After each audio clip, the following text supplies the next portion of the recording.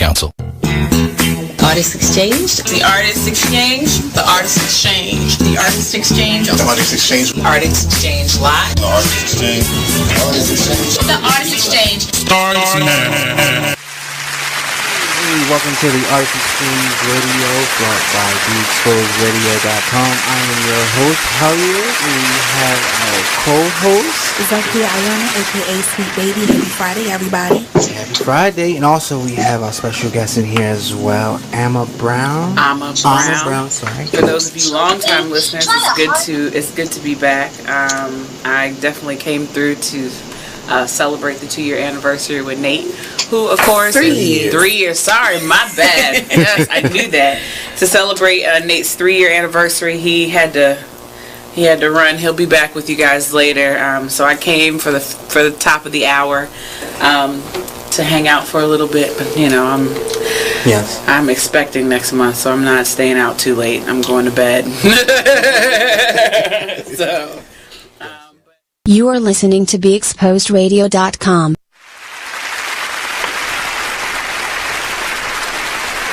Hey, what's up, everybody? Welcome to the Black by Demand Radio Show. I'm your host, Brother Mike. Want to thank everybody for tuning in. Listen, we missed you guys. We missed everybody because of the holiday. We wasn't here last week. So it's good to be back on the radio, and I want to thank everybody for tuning in. So let me welcome my special guest co-host, Mr. Jason Gomes. How you doing, everybody? Jason, how you doing, buddy? Pretty good. So we had a week off. Was that good? Yeah, I was for the holiday. For the holiday. Yeah, it was good. Yeah, I thought I was going to be in South Carolina, but it didn't work out. Thanks to the hurricane. But I'm not complaining though, because people are dealing with some serious stuff down there. So me not being able to take my vacation, not that big of a deal, you know. So we're here. So let's get it popping. So we also want to welcome our other guest, Miss Janice McCafferty, aka Miss Janice. Welcome to the Black by the Man Radio Show, Miss Janice. Hey, everybody. Appreciate you coming out, linking in with us. Thanks for inviting me. Yeah, no problem, man. I appreciate y'all sitting in with us. Of course, we're going to have another exciting episode of the Black by the Man Radio Show. So, before we get into the topic, I just want to speak about this weather a little bit. So this weather's been a little crazy, these hurricanes that we getting. It's definitely been beyond crazy, and they've been bigger than average from what we've been used to seeing from. Yeah, that's a little suspicious. Yeah. Heart machine, but I digress. Moving on. Yeah, so I definitely want to send a shout out to all the people that's out there dealing with the hurricane situation. You guys are definitely in our prayers, that things get better for you, because that's serious, man, to be displaced. Yeah. Because of weather situations, From New Orleans to Houston, now Florida, I don't think I would live in that area of the country anymore. Yeah. To be honest, I just don't think I would live there. Yeah, that's pretty bad. Yeah, it's pretty bad. That weather is serious. Miss Janice, how you feel about the hurricanes that's going on, man? There's a lot of people getting displaced. Our people in particular. Don't be nervous. It's okay. Just want to send my prayers out to everybody. Okay. All right. Yeah, that's what's up. That's what we want to send prayers out to all the people dealing with the hurricane. We're praying for y'all. We praying for y'all. Hope everything works out. I believe Be Exposed Radio right here is a spot where you can send in items if you want to donate to hurricane relief, so forth and so on. Most definitely. So anywho, so let's move on, man. Today's September the 11th. And on today's show, what we want to talk about is the Black Bank Challenge. The Bank Black Challenge. Let me say it correctly. The Bank Black Challenge. So have you guys heard about that at all? Well, I've heard about it through you. I've seen it when we were, the whole Black Lives Matter thing was going on. I remember people switching their money to black banks, like Killer Mike. Right, all them switching it over. But then it kind of faded out. But I think no black bank even has a holdings of $1 billion. So no, not yet. And we gonna get into that. I'm gonna tell you which one is on course to get that. But yeah, the Bank Black Challenge, kind of a tongue twister there. It was actually initiated by Killer Mike. Killer Mike is a rapper from the South. He had a couple couple hits back in the day. Yeah, the Adidas. He's right. Outkast and the Dungeon. Right, family, right. The Dungeon Family, exactly. So he's the one that was initially put on record for setting this in motion. What I like about it, though, other than the whole concept, is that Terry Williams from One United Bank, she's the CEO. One United happens to be the largest black-owned bank in the United States. So she picked up the challenge and then also issued it out to people, to switch to black banking. And of course, we're going to get into, the benefits of this. What is this all about? What message are they trying to communicate with us with the Bank Black Challenge? I've seen a lot of challenges, social media, things like that. I think this is the best one I've seen. It also happens to be the one that's really not getting all the limelight that, the ice bucket challenge got. All the ice bucket challenge, right? Ones. Right, like a little bit of ridiculous. So I think this one should be pumped up a little bit more. But so, Ms. Janice, was you familiar with it at all before you actually heard of it as far as the topic? I wasn't really familiar with it until Killer Mike. That's when I really first started hearing about it. Yeah, he's been on Front Street with it. He's been on Front Street kind of being the lead. But I just thought it was great when an actual CEO of the largest black-owned bank stepped forward and, spoke on it and issued it out as well. You know what I mean? To be honest, no one has ever, you knew there were black banks out there, but no one has ever really talked about it. Right. And I'm surprised even like rappers, they talk about all this stuff for the community. I'm surprised, with exception of a few, like Chuck D, Killer Mike, but why don't they have their money in black banks? Because you would figure all these millions, all this money being generated, their money should be in a black bank. That's just my opinion. Yeah, no, I agree with you. At least a portion of it. At least a portion of it. At least a portion Some show of it. money, something. I'm not saying some of them aren't doing that, but they don't publicize it. I think if they push the agenda, I think that it will be more people would do it. Like Killer Mike's famous, and I know him because I liked the group he was a part of, but he's not like Jay-Z or Jeezy famous or beyond, so that kind of makes a difference if those people really push for that. If those people step forward, they'd probably shut that movement down quick because they have too much influence. I think they look at Killer Mike like who knows who Killer Mike is besides hip hop heads, right. I've always had a few family and friends who have used the black banks.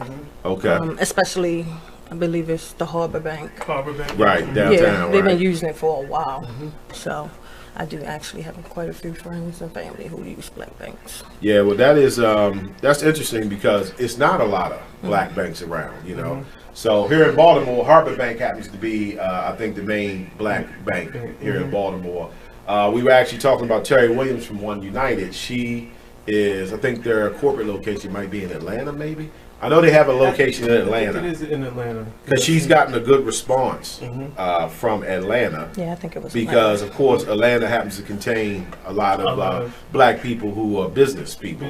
Right? Yeah, I used to live there. And she's got some of the rappers and some of the celebrities to actually put some money into the bank, to boost their accounts.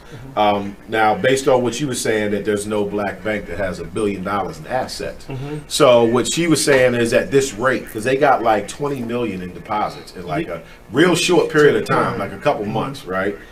So she was saying like at that rate, they're on path to be the first black bank to have $1 billion in assets.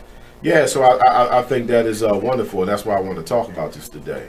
So go ahead, Jason. That is just crazy because we spend the most money. Yes, we do. How much is it? Like 16 trillion? It's some crazy. 1.6 billion is what? Trillion is what we spend every year. Every year. 1.6 trillion. Bank has 1 billion in deposits. Right. Which is. That's just. It's a little disturbing. Yeah. And I think. Very disturbing. Right. Very disturbing. And I think this is why we need more black media, so we can talk about these things that pertain to us. See, you're not going to get this on the local news. You're not going to get this on CNN. You can only get this here at the Black Body Man Radio Show, only on BeExposedRadio.com. So let me just put that out there. And the Black by the Man radio show is sponsored by blackbythemand.com. This is Black Craigslist, basically. So it's the one-stop shop for black business, whether you're a business owner and you want to place an ad on there to advertise your business, or you just someone who has something to sell, or you want to buy something. We have to start taking care of ourselves. So blackbythemand.com is a good way for everybody to understand this is our new Craigslist. So this is the Black Craigslist, blackbythemand.com. So we want all you guys to go to blackbythemand.com and check it out. Post items for sale, post ads about your business, so forth and so on. Or if you're giving away anything. Yeah, it's actually an option on there for free. Absolutely. It's an option on there for free. Can I say something, Mike? Yes, sir. Real quick. And when we say support black business, that means if you riding past a CVS and you thirsty, you don't go get your soda. Right. Because I think a lot of times we take it to the extreme. Like, right. It's just. Yeah, even with the Bank Black Challenge, Terry Williams herself said, "Listen, this is the CEO of One United." She's like, listen, we're not saying you can't have an account somewhere else. Yeah, and we're just simply saying at least have a black account. Or have a savings account there. You can still get your credit card from Capital One. You need to get your Oh, credit yeah. card. No one's not telling you. yeah. I have 2 or 3 bank accounts too. Right, So the reality is that we always, when we say support black business, it's like how we handle it is always to the extreme. Right. Like, oh, but this and this, and it's just like, no, you can still just go, if there's a soul food place that's owned black, go get your food, but you can still go to CVS. Right. Right. Be handled extreme. Yeah, because there's no way you can commit every dollar, every dollar. towards us. As much as we would love to say we can do that, but it's not reality. But I think banking black is highly important, and we're going to get into the reasons why we believe that we have to take note of this, we have to discuss this, and we're going to get into what's the benefits. You know what I mean? What's the benefits? I know a lot of you guys out there are wondering, okay, so what are the benefits if we decide to start banking black? So we're going to tell you. We're going to go over quite a few things dealing with that. But I do think it's important. I think it's important to have these type of media outlets, So again, big ups to BeExposedRadio.com for letting your boy, Brother Mike, have the Black by the Man radio show. We need this type of media where we can discuss things that deal specifically with us. So, Killer Mike is who kicked this off. I find that to be ironic, like the generation I come from. Well, hip hop was, viewed as like, some jungle music. You know what I mean? It wasn't accepted the way it is today. So for me to have somebody from the hip hop game be the one to come forward and initiate this whole, Bank Black Challenge, I think that's great, man. You know what I mean? Because it shows the world that these guys just don't only write rhymes, you know what I mean? Like, they have other thought processes, things that they are concerned about, so forth and so on. Yes, and he's had a lot of support from his fellow rappers. Yes. As well. Yes. And that's an area that might not have been reached so easy had he not been part of the game. You get what I'm saying? Being part of the game, he can reach out and talk to people. We can't.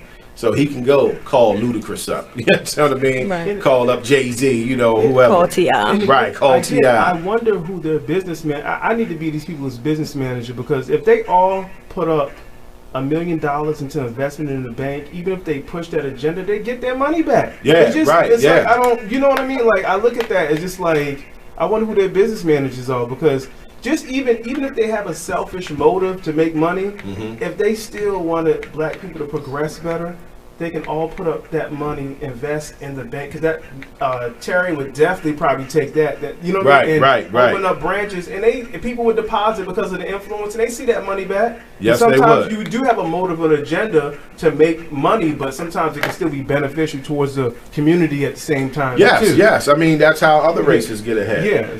So as you can see, this is going to be a great discussion, man. I hope you guys tune in. So we're going to take our first commercial break, and then we're going to go ahead and dive into the Bank Black Challenge. So we'll be back, BeExposedRadio.com, Black by the Man radio show with your boy, Brother Mike. We'll be back.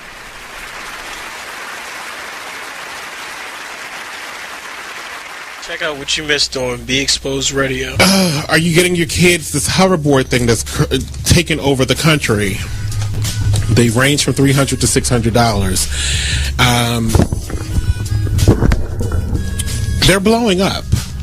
And then I mean literally blowing up. That one video, I thought that was going to be the one and only video that I saw in reference to it, and it wasn't. I seen, now I could probably tell you about 10 to 15 videos of this happening where this battery gets super, super hot and burns like holes into your tennis shoes. Oh my. And I know you would be pissed if you was wearing Jordans and you just paid all that money, you know, your lights are off. And especially if they're from China. Your lights off. Check out the Talk Lately show every Tuesday nights from 7 p.m. to 8 p.m. right here on BeExposedRadio.com.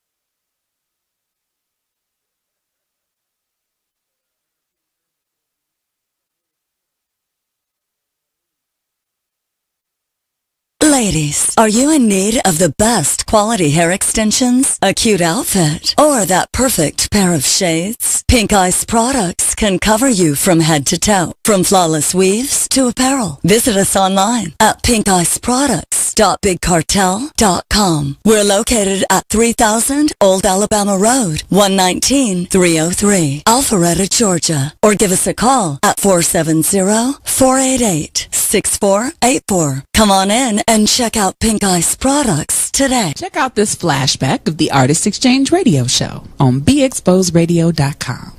If you had a dream venue, where would that be?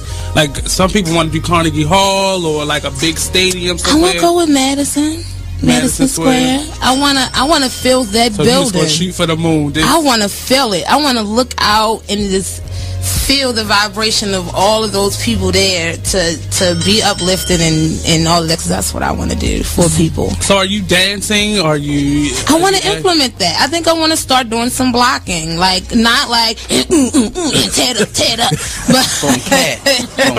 But just like a, you know... a little 1-2. Pale. You know, a little, not voguing, but kind of the essence of it. Very posy and, you know, hit the mark. Yeah, we're not trying to like bust out sweats. So that's mean you don't have the dance gene in you. Oh, I can dance. Okay. That's not what I want to do. I can dance. But I'm not, you know, trying to give that. That's not my lane. I want to keep it really kind of a retro feel with like the new school with a retro feel. Like Okay. Little Banji Soul. Yeah.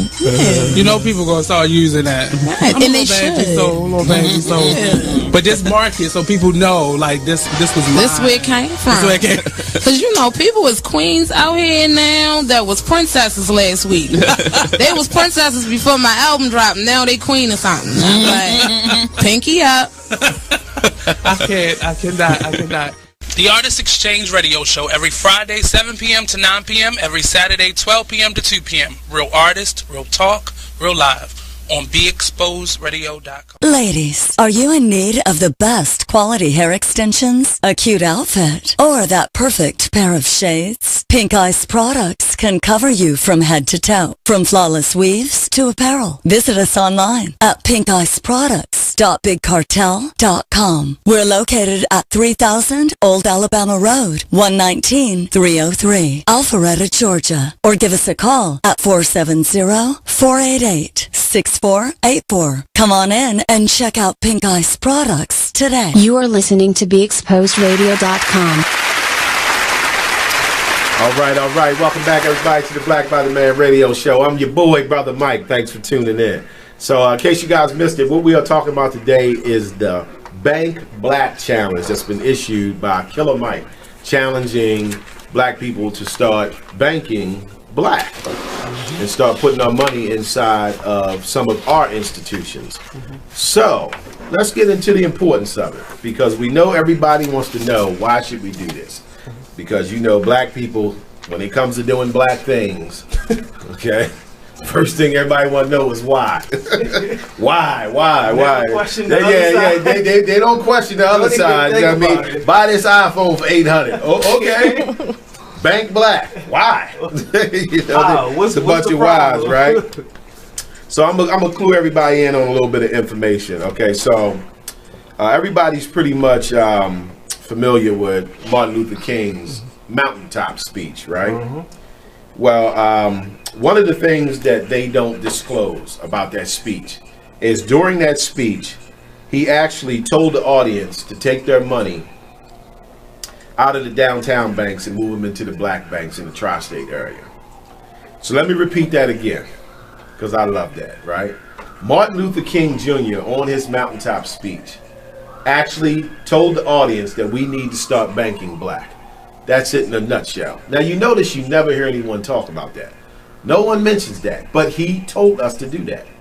Yeah, because they never talk about before he died, he changed his tune. Yes, he did. Yes, he did. Overcome and stick together. He was not talking about that. That's right. Before he passed. Right. So it was, we need to stick together, group economics, yes, all that stuff. Yes. They never, that's the part they always leave out. They don't even put that on as whatever, his memorial in DC. They ain't doing none of that. Right. So with what we got going on today in our society and all the injustices that black people are experiencing, I think now is a prime time for us to start recognizing that economics has a lot to do with everything. You know, economics, you know, like when people are not giving you proper justice, one of the ways that you force them to recognize who you are is through your economics. You make yourself a powerhouse. So for us, our powerhouse is in our spending dollar. We spend 1.6 trillion a year. You know, so instead of marching all the time, and I'm not trying to be a heretic, I'm just simply offering an alternative perspective on things we can do. We can start banking black. We can start showing those who don't want to treat us right, listen, we're not going to keep giving you our money. We're not going to keep your institution alive while at the same time you're keeping alive the institution of racism. Absolutely. You know, so I'm putting my money into your bank and then I don't get nothing from it. You deny me for loans and all that more than everybody else. Well, Wells Fargo and I think with M&T, that's all free. That all that money initially came from free labor. Sure. You know. That's how they built their banks up, right? Yeah. So, like I said, with everything that's going on, I'm sure people can look at why people would start speaking about the bank black challenge, right? But what they don't know is black banks were actually created out of the civil rights movement. You know, so black banks were first created both prior to and during the civil rights movements when traditional banks were not allowing black people to open accounts. Banking black has a historical connection to Reconstruction when newly freed slaves had nowhere to go. Okay, so this has been around, right? If you bank black, it will help accelerate economic revitalization of distressed communities, which we know are black communities. So we can actually improve our communities if we begin to bank black. And it sends a message that you can't just do anything to us and think we're not going to respond. You know, we may not return it with the violence that's being brought against us, though I don't have a problem with that. Let's lay that out there, right? I mean, shit, you know, you kill my dog, I'm going to slay your cat. It's one of them type things, right? But we can control our money, you know, and start banking black. So, Jason, I'll start with you. What do you think are some of the more important reasons that we should entertain banking black? You know, even though, like we said, we're not saying anyone has to take all their money and put it in a black bank. If you do that, that's great, you know, but we're not saying you have to do that. But we at least need to support our banks, right? Well, I would just say just as investment, because if you're, okay, a lot of the times, if you say you want a loan for a business, right, you're dealing with someone who's probably from your situation, probably knows your background. Exactly. And maybe knows you personally because maybe you've banked there for a while. Maybe they know it's community based. They know somebody. Right. And they might be able to say, oh, okay, Jason's credit is fair. He got a 600. But I see his hustle. He's working hard. He needs his 5,000 to start this stand. Right. You know, I see he does pay whatever on time. Right. It's a low risk. Let me go ahead and give him a chance. Right. So you saying we could get to experience someone actually relating to our personal situation. Absolutely. Yeah, see, I agree with that 100%. I agree with that 100%. I think as black people, that's something we're not familiar with. Yeah. Now, Ms. Janice, as a woman, right? Wouldn't it be nice if, as a black woman, you go to a bank, a black bank, right? And the woman that you're talking to, the loan officer, she's able to relate to your situation as a black woman. Right. You understand what I mean? She may not be from my neighborhood, but she could be from a neighborhood like mine. So yes. Right. So because of that, you may now be dealing with a situation where you have a person that is working hard to get you a yes versus crossing every T and dotting every I, working hard to get you a no. Because they work hard to get us a no. Like you said, when your credit score is right and all that, they're going to keep looking. Well, there was a case in Michigan, I remember, where these black elites were trying to get in this particular area. You know, that's the whole Ford, all them, like those neighborhoods, like where all that Michigan money is. Right. They would fill these loans, would have a 750, got 400,000 in the bank, right? No debt. They could not get approved. So eventually they had ended up doing a lawsuit. I think they had won, but that's what I'm trying to say. So even with the perfect credit, with the money, right, with the experience, with the job, still won't let you. The judgment was there. The judgment was there. So right off the back, we could get a chance to deal with some people who can relate to our personal situation. It might actually do what a loan officer is supposed to do, which is work for you and try to help you and there's other get the loan. parts to that situation, but I'm just saying in general. Right. Okay, hold that thought, Jason. Hold that thought. We're going to take another commercial break. Black by the Man Radio, only at BeExposedRadio.com. As you can see, this is going to get good. We'll be right back. You are listening to BeExposedRadio.com, the home of Talk Lately with Monty, every Tuesday at 7 p.m.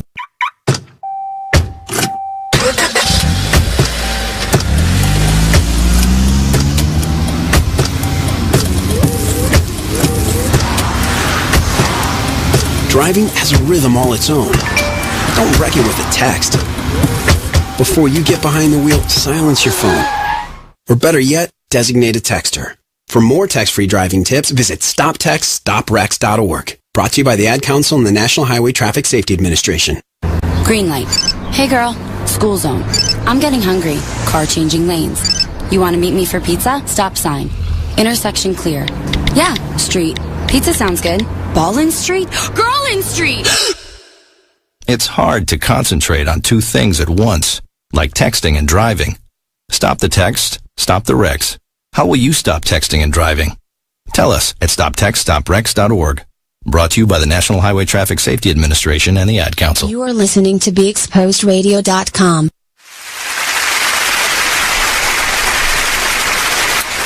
Welcome everybody to the Black by Demand Radio Show. I'm your host, Brother Mike. Thank everybody for tuning in. Keyboard Cat, Hamilton the Pug, and Toast Meets World. These are some of the internet's most beloved pets. With millions of YouTube views, shares, Instagram likes, followers, and fans across the globe. But what do all these amazing pets have in common? Their stories started in a shelter. Start your story. Adopt a dog or cat today. Visit theshelterpetproject.org to find a shelter or adoptable pets near you. Training that pet to play the keyboard? Well, that's entirely up to you. Visit theshelterpetproject.org and hear more about Hamilton the Pug, Toast, and Keyboard Cat's amazing adoption stories.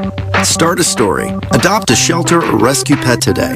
Your perfect pet is just a click away at theshelterpetproject.org. A public service announcement brought to you by Maddie's Fund. You are listening to BeExposedRadio.com. Well, Jason, I've got to tell you, you're pretty much everything this company is looking for in an entry-level candidate. Great. Your resume isn't quite what we're used to, but you've got a fantastic... You are listening to BeExposedRadio.com. All right, welcome back everybody to the Black by the Man Radio Show. Today we are talking about the Bank Black Challenge. I always got to take my time saying that. It's almost like a tongue twister. So we were trying to go over some of the benefits of banking black, right? So my research has shown that banking black will give black people more access to financial services. So that's pretty much what we were talking about.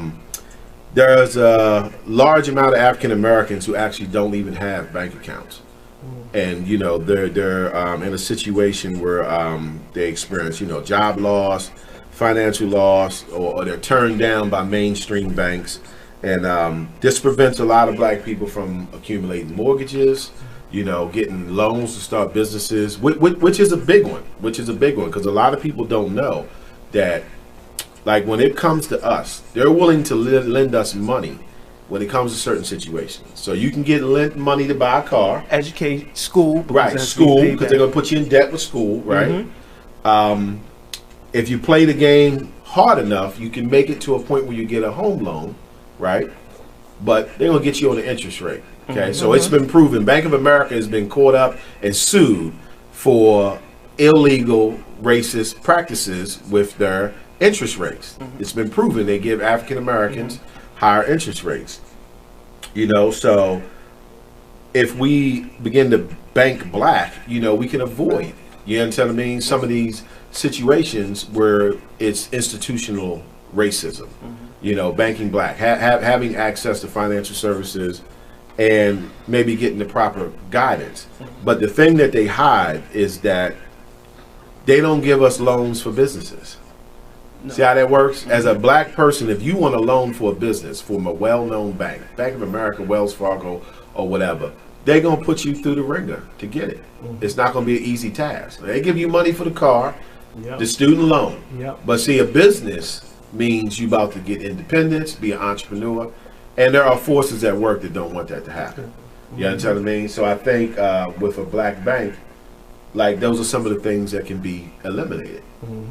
Miss Janice, what are some of the benefits you think in regards to banking black? When you think about having a black bank account, what type of benefits do you think of as far as how it's going to benefit you in the black community? Well, I think it'd be beneficial in the black community just by jobs. Okay. Let me think about that. Okay, we'll let her think on that. So we were saying access to financial services, you know, because a lot of us don't have access to it. And when you don't, you know, have your game tight, you know, about credit and how to fill the application out or whatever, like, loan officers are supposed to help you with that. So if we're dealing with more black loan officers, do you think we can get fair practices out of them? Yes.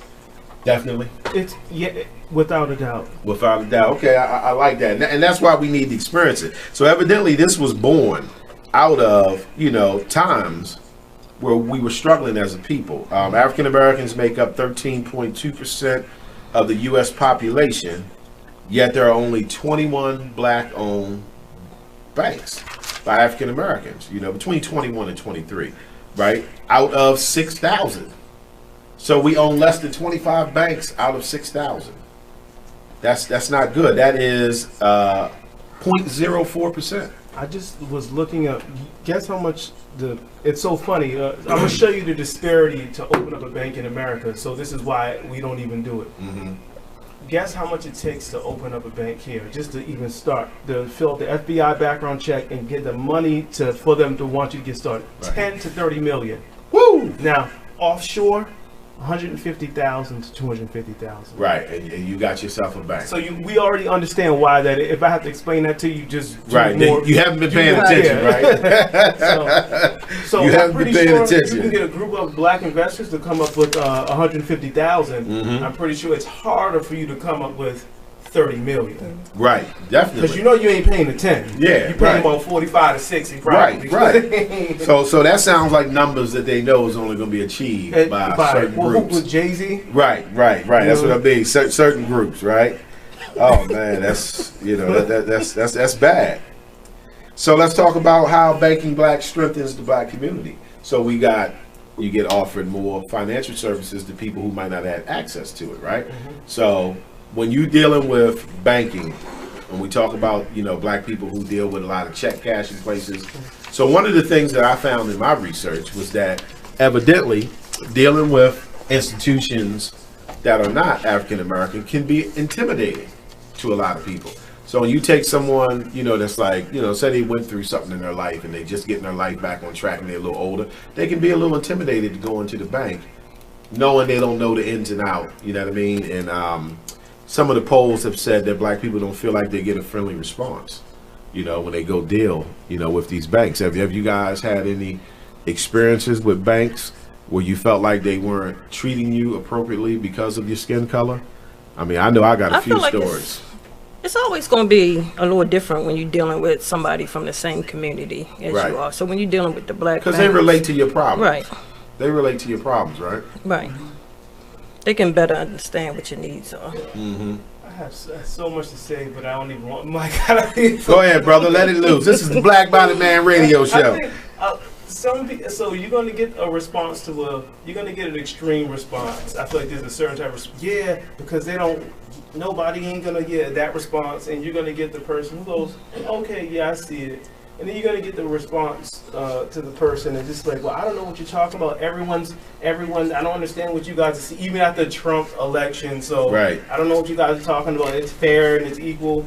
I just feel like, even me, I just was thinking to myself, I was like, well, no, my banking experience has been okay. And I was like, no, if I really want to look into it, they were treating me funny in there. Right, yeah. I definitely had experiences where they weren't Because treating me the way they should. a lot of us, we think white is right, so we really just don't want to say anything publicly because you want white validation. That's why I didn't want to say it. You be fronting like you. I didn't even want to do it. It's like I try Bring to the stay on alarm. topic. I'm trying to stay on topic. Right. So in your mind, you'll go, "Oh, America's not that racist. It's okay now." Even though those people marching up the street in Virginia here with tiki torches, no. Right, right. I'm not saying that's the whole population, but I'm just saying that the institutional racism is definitely there. It's definitely prison there. system, Right. economic system. Right. Even me, I had to, because I was one of the people who thought, oh, it's not that bad. And then I started to see slowly, I was like, oh, it actually is that bad. Right. If you just, like most black people don't travel.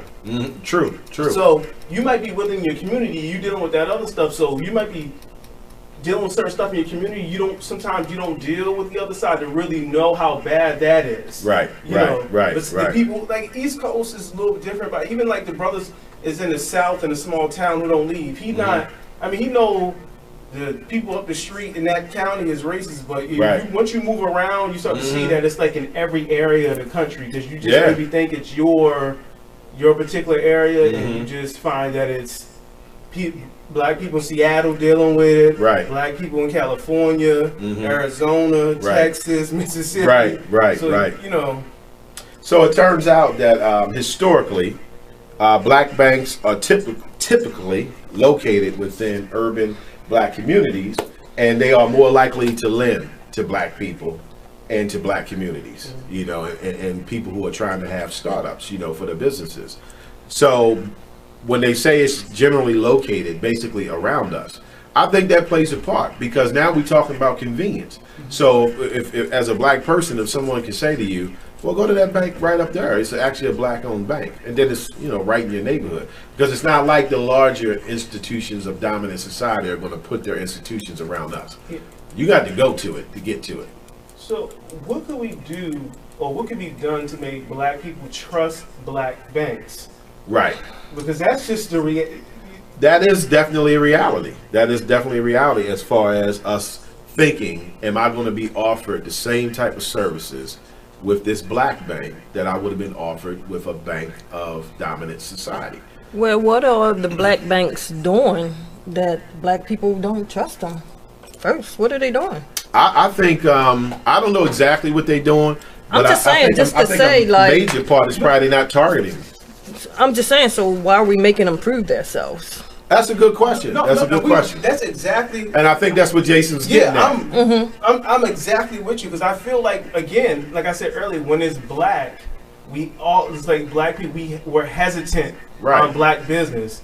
I mean, I don't know. I see it. Maybe people don't see it, but I see. No, it's like, I it's agree. Like questions come. That You why never- thing. It's you that never- why thing you never again. question. So you never heard of any scandal financially with black banks, but Wells Fargo, Right. who I have an account with, was stealing money out of my account. Right. And flying in their pockets, Right. and then switching stuff back and doing those on 43 million accounts. Right. Yeah, you questioning how How the black bank gonna the treat validity you? of a black bank. That's what I'm getting at. That's what I'm saying. Are they giving us interest rate at 24%? Are they doubling? No. I mean, what are they doing It's just that psychologically. we don't trust them? It's psychologically, I feel like blacks just don't trust black. And there's a lot of people who will probably dispute that, but I think you're not really being that honest with yourself. Right. We question.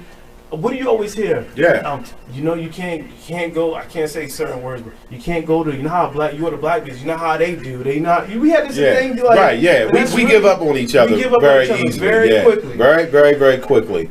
I think that's definitely a stigma that's within us. I think it comes from the 400 years of psychological warfare that we've been trained not to support each other. Well, I think before we give up on each other quickly, I think first we have to give each other a chance. Yeah, we do. We do. So the reason, like I said, I'm posing these questions is just to make people think, because I'm right with me. You might feel the same way on this. Well, that's why I asked that question, because I can sit up here and tell you all this positive stuff, but why don't you? Maybe someone here listening, well, you're right. Why don't you trust the black bank? That's what I feel like. And people say, well, who's saying we don't trust black banks? The deposits say you don't trust black banks. Right. There you go. Because they don't have $1 billion in holdings. Right. And how many? I'll give you the numbers on it. Blacks only spend 2 to 3% of their dollars on black-owned businesses. That's what. And they spend 97 to 98 on businesses owned by other races. And that's a problem. And the dollar exchanges the black hand 0 times. If you talk about Asian people, it's the dollar stays in the community 23 to 30 times before it even leaves and goes to somebody else. Somewhere else, right. So that means it might stay. This dollar stays here for 5 years. It stays here for 2 years. Right. It stays here for a year. Then it gets exchanged. Right. Hands, whatever, when it gets exchanged. And then ours is not even one. It's not even one. And that's a part of what disturbs me, because I feel like we are in a society, in a game, that we don't even know the rules to. Yeah. Like half of us don't even know that we even in the game. And then the half that know, okay, there is a game being played, but we don't know the rules. Oh, and those who get out, you ain't never gonna see them again. Right. It's a wrap. They out in their neighborhood. Right. I'm talking about even your uncle, your brother. Right. The people who get out. Yeah. Yeah, we don't know the rules. Yeah. And part of the rules with this society is you have to play on your team. And I don't want people to get that confused with thinking you hate another team. You just have to play for your team. You assigned a team. We on team black.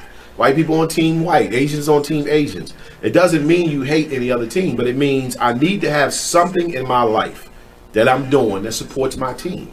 That's all. White people have something they do in their life that supports their team. So do Asians. Black people don't. I was sitting here thinking about how you could pull like just people in just black business and black agenda in general. What has to be done, what used to work, you have to take the aggressiveness out of the message. Because as soon as it's aggressive, because we want white validation, y'all can say what y'all want, right. Because as soon as you hear an aggressive message, I don't want them to view me like. So, and a lot of us have done it. So if you want to be honest with yourself, I mean, because even me, when I first started doing the radio show, like I was thinking, well, what are we talking about? I still need to get a job. Right. Yeah, I don't want to offend these people, and I can't get no gig. But then I can't even think about that because I have to tell the truth, and the message has to get out. Right. Well, I'll tell you something interesting on that from my perspective, right? Of course, because of my view on certain things, certain black people, they see me as being a little too strong. Like, I don't know, Mike's a little militant, so forth and so on. But what I have found is that, like, I know a bunch of white people. Like, I'm from Harford County, right? So the white people that I talk to, and they see my stance on things, they completely respect it.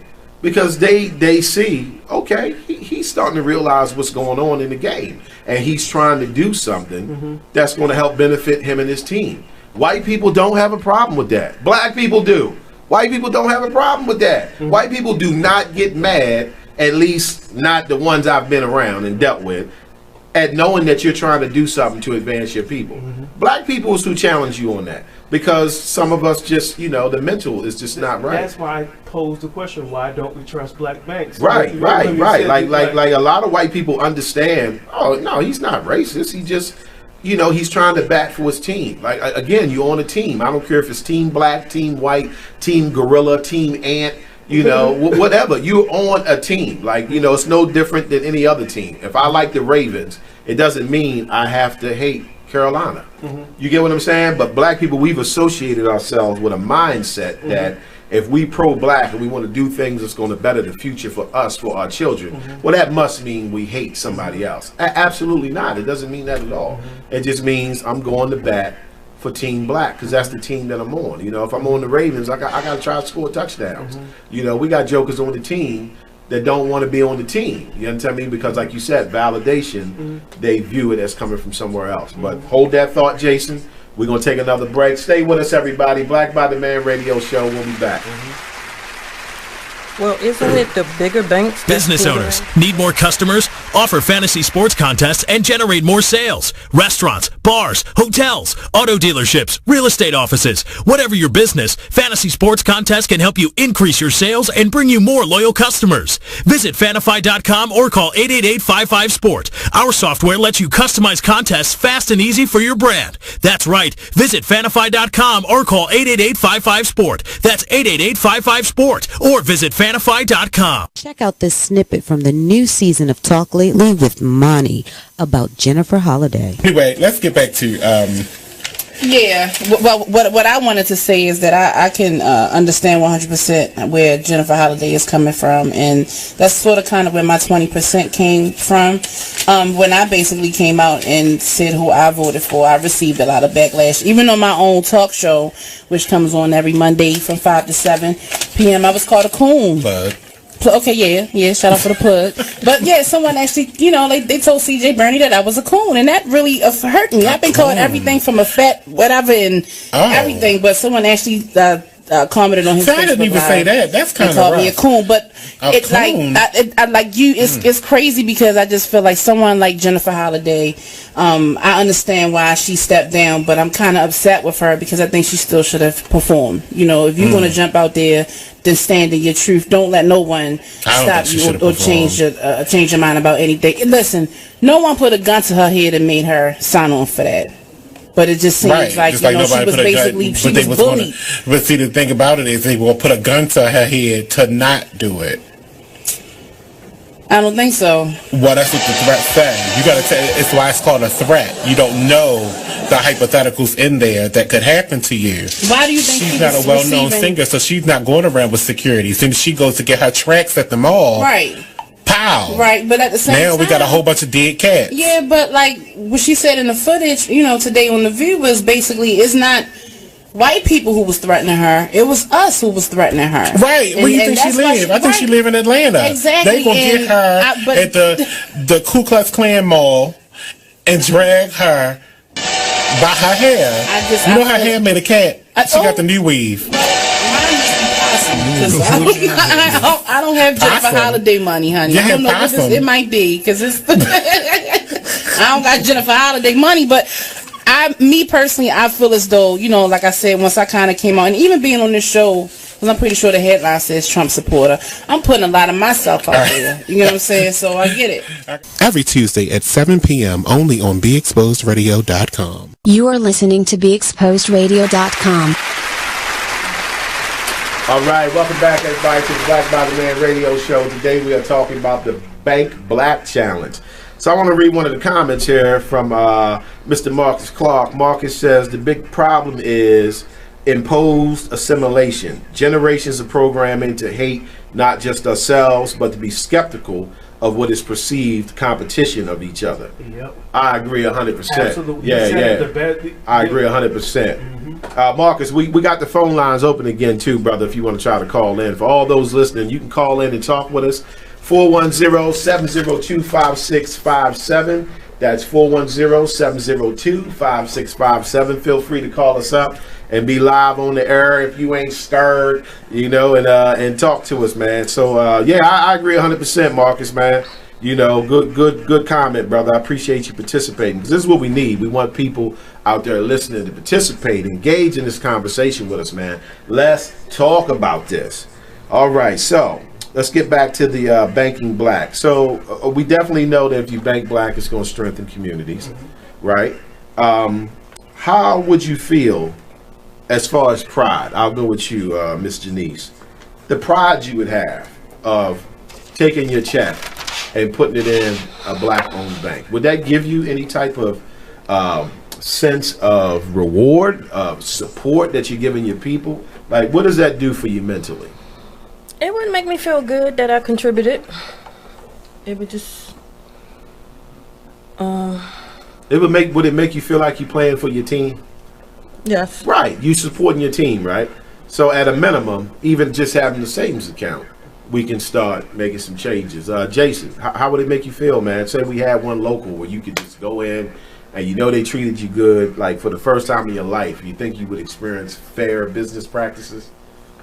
Absolutely. I think that, and plus it puts, again, the black dollar back in the black community. Yes. So again, you have one street, you have 5 business owners who get loans. Now there's activity in the area and there's business in the area. Right. So I look at that aspect of it, and then that money's in the community. So as they expand, the community has more economics than somebody's providing jobs. So that would make me feel great. Right. So I plan on getting some business loans in the future. So that's where I'll go. Yeah, and that's where you're going to need to go if you want to honestly be assessed for your credit worthiness. It's unfortunate to say that, but that's just the reality that we deal with as black people. Definitely everyone that I've spoken with, as soon as I talk about, banking black, the first question is why. You know what I mean? Which is what we were saying. Black people always want to know why when it comes to us. Nobody says, why do I want to buy an iPhone for $800 that don't do nothing but same thing a phone for $50 do. We don't ask why on that because we know that iPhone's not being sold by us.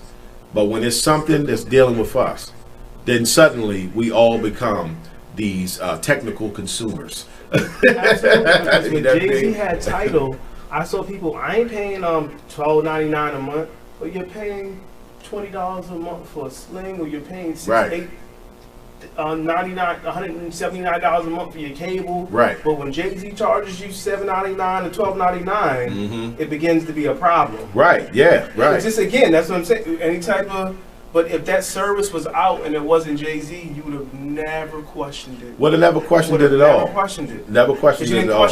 You didn't question Apple Music at all. You can't tell me you question Apple Music. Right. No, they're not questioning that. Not at all. So what do you think on a larger scale? I'll pose the question to both of y'all. Say we do reach that $1 billion asset. So say One United becomes that first black bank to have $1 billion in assets. How could that benefit us on a larger scale? And I'll give you my thoughts on it. But what do you think on a larger scale that could do? Because that would put them right in the running with the big banks.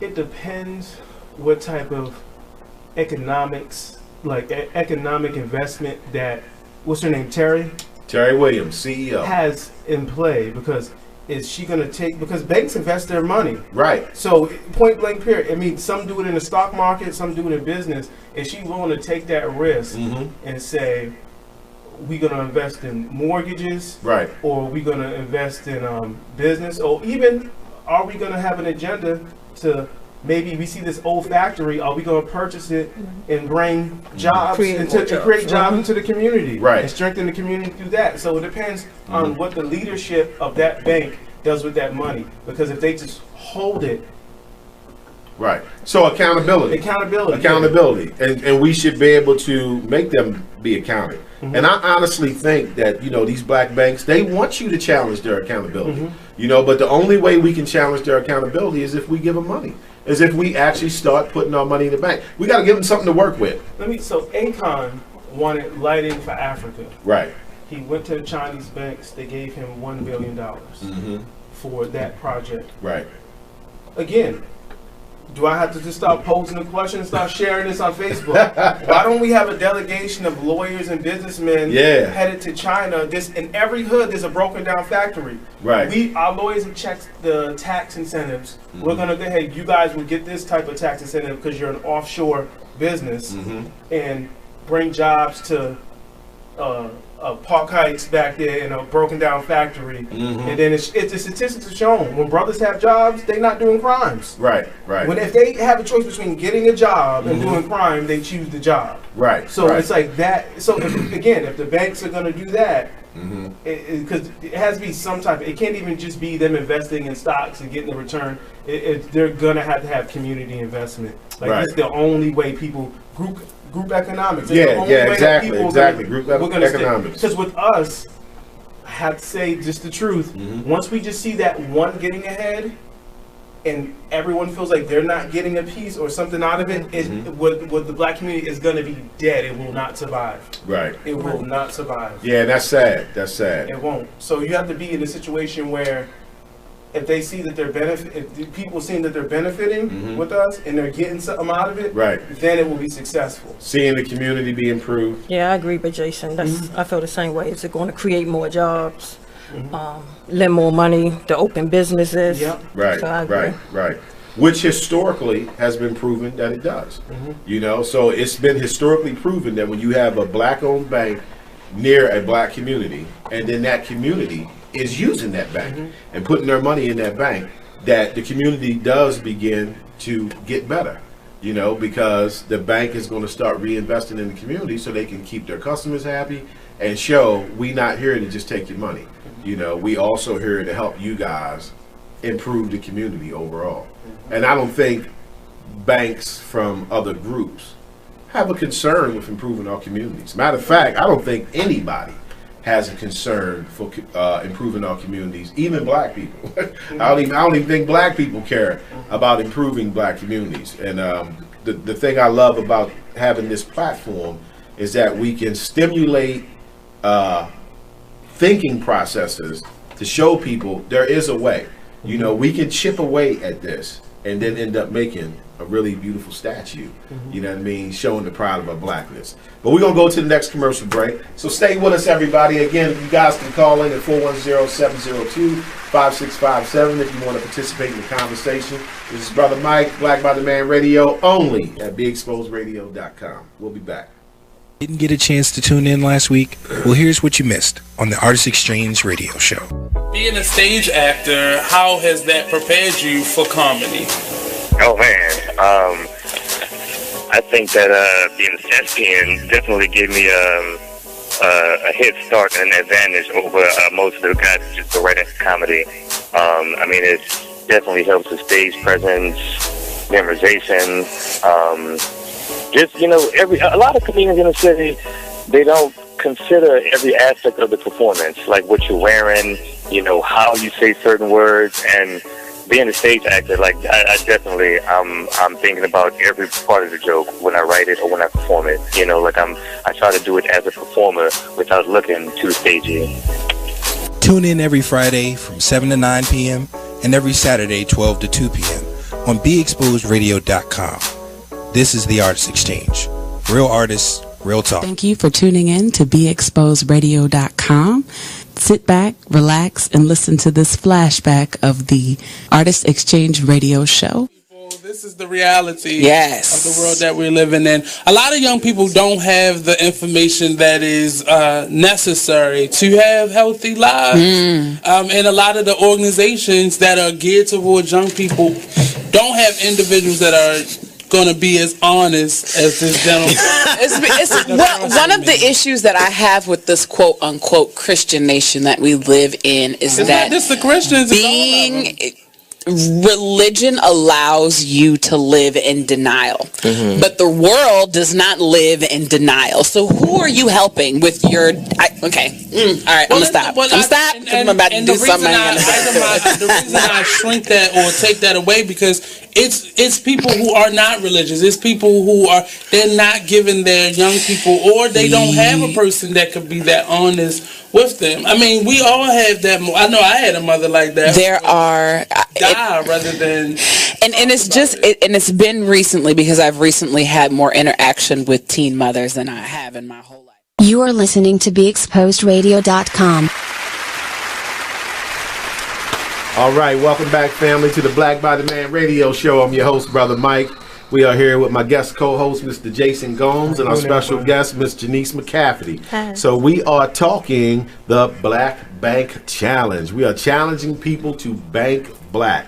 So I want to give an example of on a larger scale, right? So say we start banking black, and then we get One United to a point where they become the first black bank with $1 billion in assets. See, I think on a larger scale, when you look at a situation like Michigan with the dirty water, see, one of the reasons we as black people be so powerless when things come against us like that, right? When people try to kill us, let's just keep it real. That's what the governor's out there doing. He's trying to kill those people. You understand what I mean? And there's a lot of black people and there's white people too.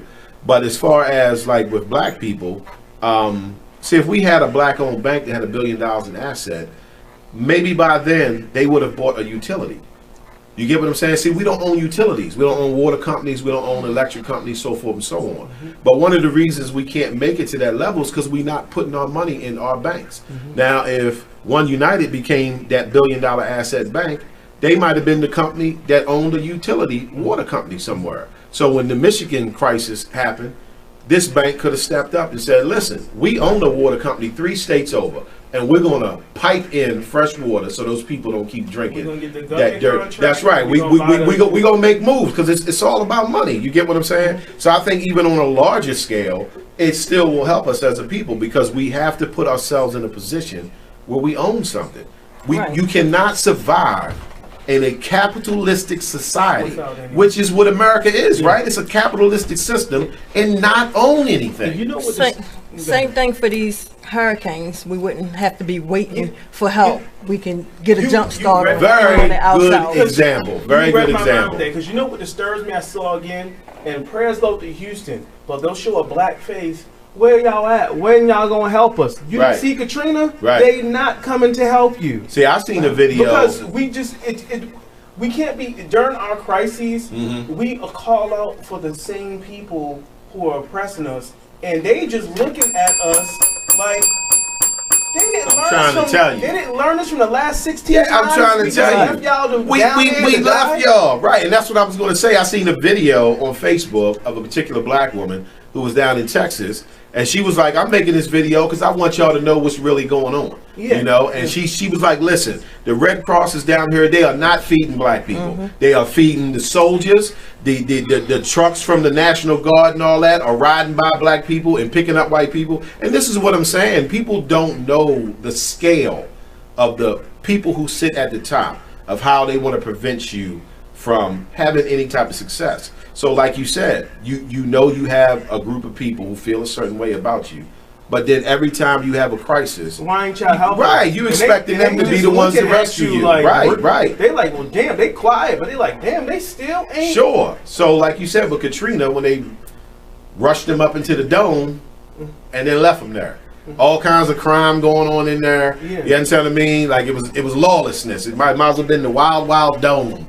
You know, craziness going on. So yeah, I think we have to recognize you have to own something. You know what I mean? And at this point, we are just still focused on ourselves as individuals, and then having, you know, just materialistic things. The Flint water crisis. It still bothers me how the government didn't step in right away and just fix the. Can you imagine? You have celebrities and the people surrounding communities giving water to the minorities and of course poor whites that are there too. And how? Oh, the government again. They are not coming to help you.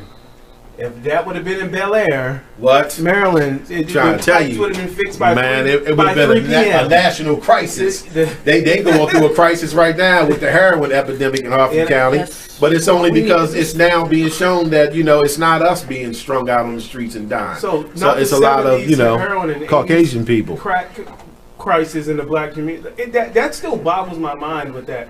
Oh, it's a national crisis, but black communities were completely decimated by heroin and crack in the 70s. Right, that's what I'm saying. It's not a crisis. Destroyed. Till it affects like if you go down to the hood, you'll see the effects of it still stand today. But as soon as a particular group dies, it's a crisis. It's a crisis. You have to get help and but as if we're not American citizens either. It's just crazy. I don't know. Oh yeah, now you definitely going down the rabbit hole with that, with the whole 3/5 of human, and you know the Dred Scott case, you know, which we'll talk about that on another show. It's so much we got to talk about on these future shows, man. Like we trying to bring some stimulation to the mind. You know, we want to educate on some things. But yeah, I think at a minimum it's going to strengthen our communities, and we'll for the first time get to experience some fair banking practices, you know. So if I'm dealing with a black bank and, you know, they turn me down for the loan or whatever, like for the first time, I can honestly never even consider racism. Right. You understand me? And that's something most of us haven't experienced. You know, even if it wasn't racism with the white people who turned you down, it's still in the back of your mind because it's America. Absolutely. You know, it's America, you know, you know, for the first time ever, you would actually, you know, experience, well, no, you know, my merits is why they denied me. I'm not quite credit worthy yet, you know, to get this loan or whatever. So I think we have to start investing in our banks. Someone, Charles Green, typed in, is there any black-owned banks in Harford County? And the answer is absolutely not. Absolutely not, and I'm sure ain't gonna be none. Harford County is a Republican county, and trust me, they don't want nothing black. They don't like that they have to sell black pens. But anyway, they prefer for them all to be blue. Blue lives matter. You know what I mean? So they don't have one in Harford County. So closest you gonna get is down here in Baltimore at Harbor Bank. And then the largest is One United Bank, which is online. So now we reaching a point in the show, because the Black Body Man radio show, we want to live through transparency, right? So we don't want y'all thinking that we doing a show on something and that we already got, you know, our shit together, you know, all the way. So this show, we are going to leave this show and open up black accounts ourselves, because we don't have them up to this point.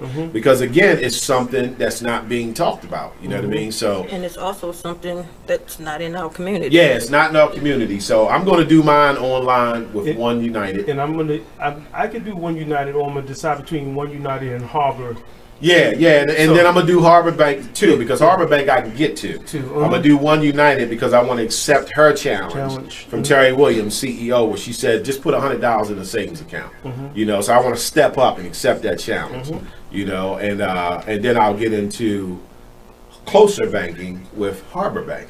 And I'm going to do Harbor, because I'm a little bit familiar with Harbor. You familiar with Harbor Bank? Yes. Yes, I'm actually not familiar with Harbor Bank, but I do know it's here, so I'm going to get familiar. You know, so Harbor Bank, Brother Mike from the Black Body Man radio show is coming to see y'all. I'm coming to see y'all. Hopefully somebody from your bank is watching this. You can contact me at blackbodyman, the number 4, the letter U, at Gmail. So that's blackbodyman 4U at Gmail. Harbor Bank, if you're out there listening, we coming, man. We're going to get some accounts there. So yeah, we want to live by conviction, man. So y'all feel like at the end of this day, y'all going to pop one open as well?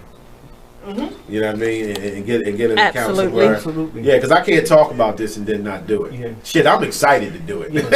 You know, it's something I ain't never did in my life before. So you know, not that I've been here that long. I'm only like 29, something like that. But we're right with you. So if y'all listening, if you didn't open up one, we're about to be doing it right with you. So we're right in the same place as you. We're gonna live by conviction, because I think my generation, right? I think we was the last generation that got to see the generation before us that fought so hard for black issues. You understand what I mean? Like you know, my father comes from a generation where there was the black and white water fountain. You know what I mean? We got a call, Nate? All right, we got to call everybody. Let's see who's on the line with us. This is Marcus Clark. I was calling you. Caller, can you hear me? Radio with the mic. Hello, caller, are you there? Yes, sir. Brother Mike, this is Marcus Clark. Can you hear me? I can hear you. Can you hear me? Yeah, is this Marcus? This is Marcus, yes, sir. Hey, what's up, brother? How you doing? How you been, brother? I'm good, man. It's good to hear from you, man. I appreciate you calling and participating. Absolutely. I wanted to just say, as I've owned a couple of businesses. I'm out in Arizona, just so everyone's listening knows. I've been in Arizona for quite a few years. Nice. Originally from County, and I went to school with Brother Mike in Harford County, so I'm That's familiar right. with. We went to school together. Third, but I owned a couple businesses here in Arizona, and my biggest problem, I think y'all touched on it earlier, is we don't have enough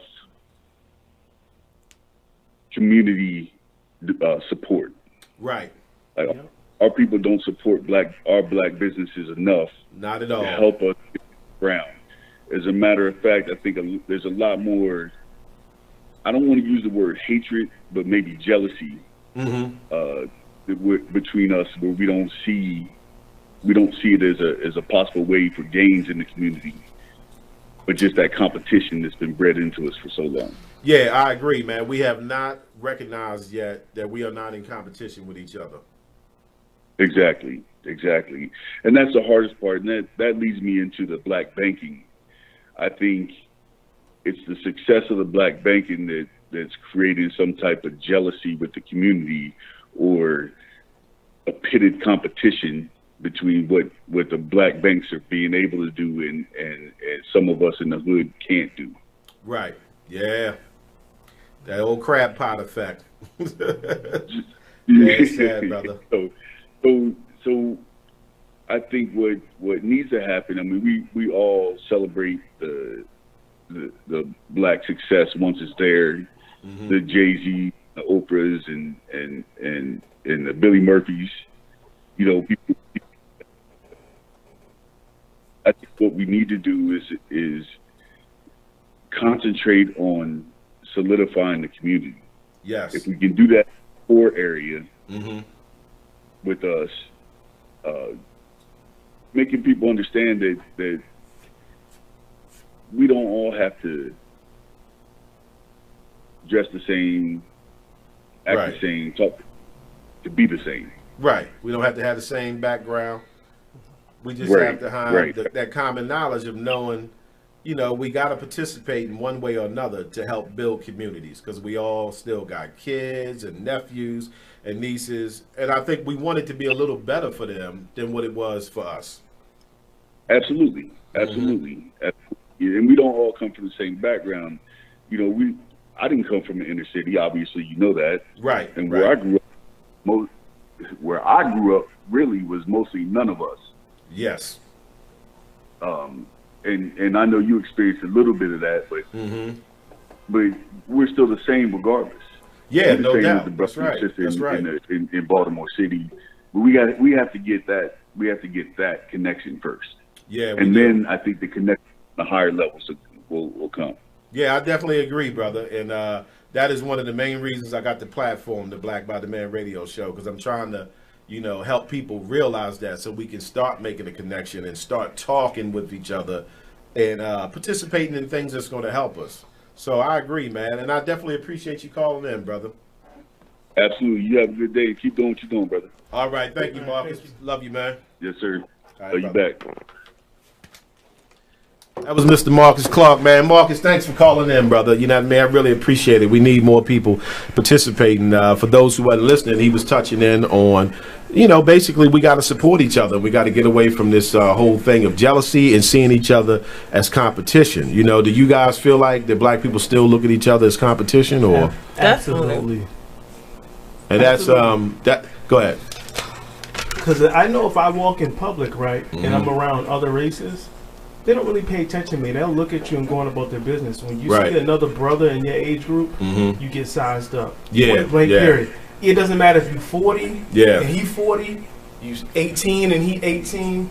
Yeah, you gotta automatically get sized up. You gotta really check out Mr. Neely Fuller on YouTube. Older black man, one of the elders. He speaks on that. He calls it poison. He says that, you know, the white supremacy system has poisoned us.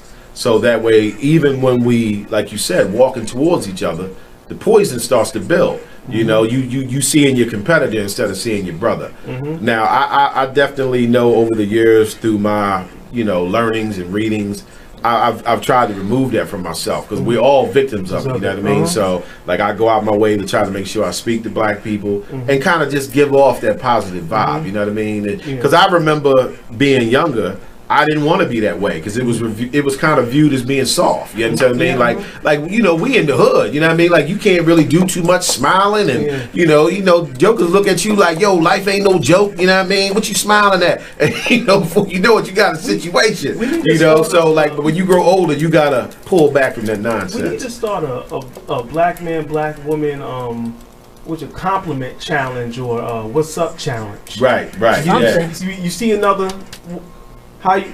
We need to do that. Right. I mean, eventually we'll figure it out. Yeah, no doubt. We'll definitely figure it out. All right, well, let's go to break. And when we come back, we're going to finish the discussion. Black by the Man Radio, your boy, Brother Mike. Yeah, glad, Mark.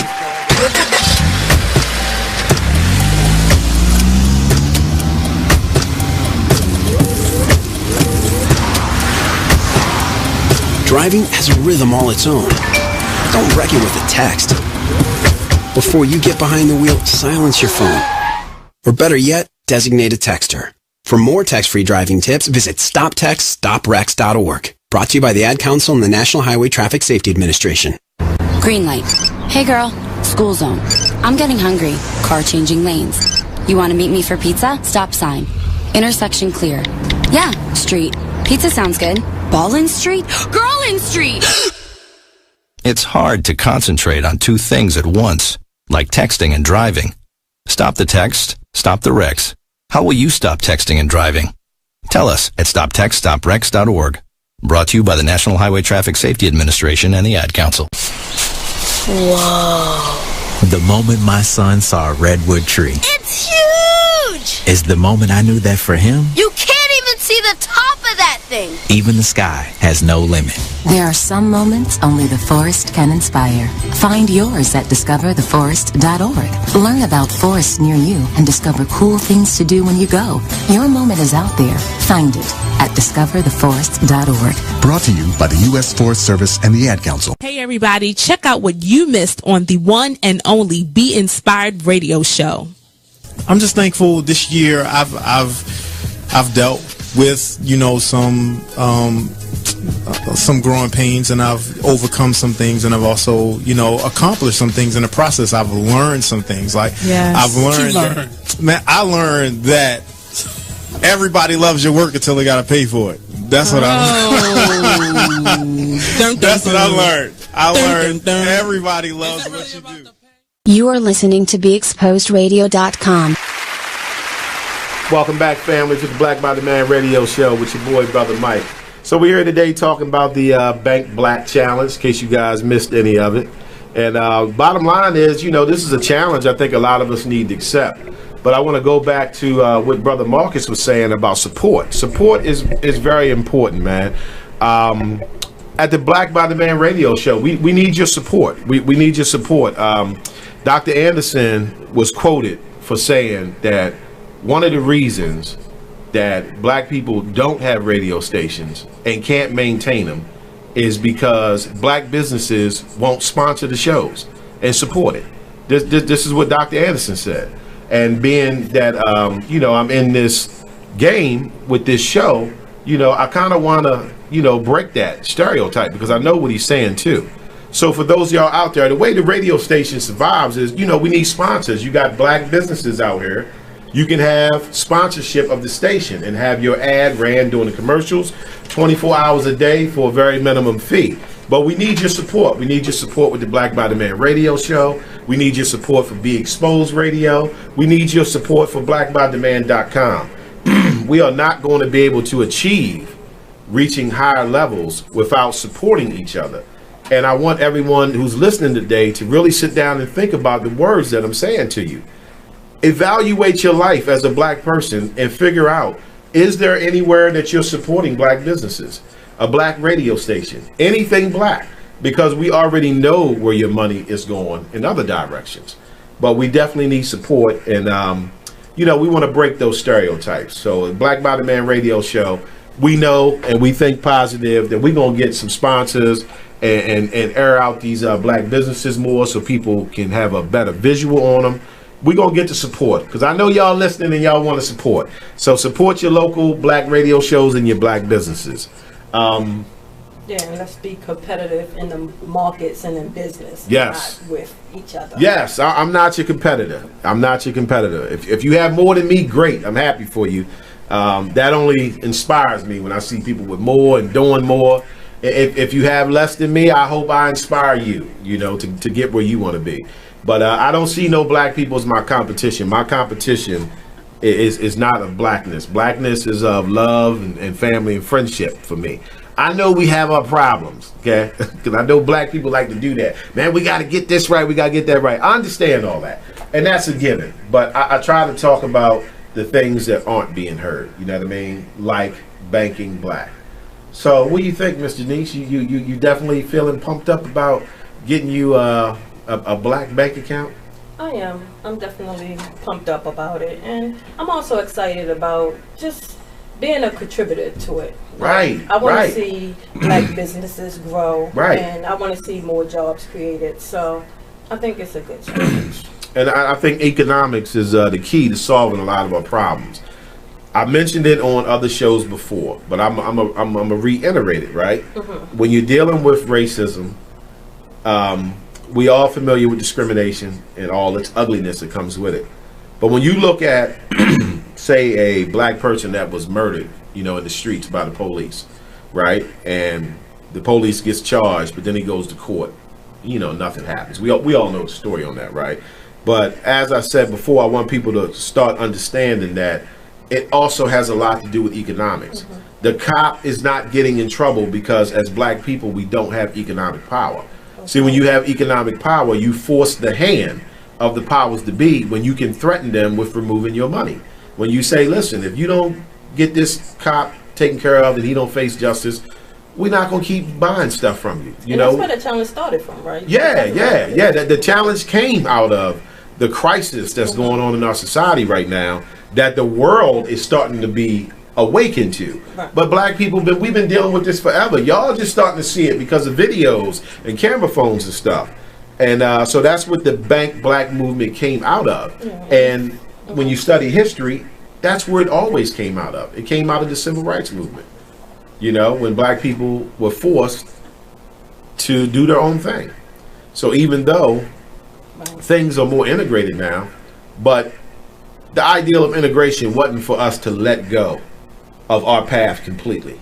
And we have. We let it go completely because once we gained access to dominant societies, banks, restaurants, jobs, so forth and so on, we just threw all our stuff on the back burner. So now we the one group of people in America that doesn't own anything. We don't own nothing. Asian people own stuff. White people own stuff. Jews own stuff. We don't own nothing. You know what we got? We got a nice collection of clothes and cars and jewelry.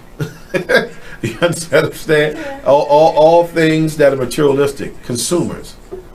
So finding out that we are the number one consumer, it kind of changed me not wanting to just be a consumer. And also, for me personally, by being a contributor, it encouraged me as well to see black businesses doing well. It encouraged me to, do the same. So I think it's a good thing to support. Yeah, I think it is too. I think it's needed.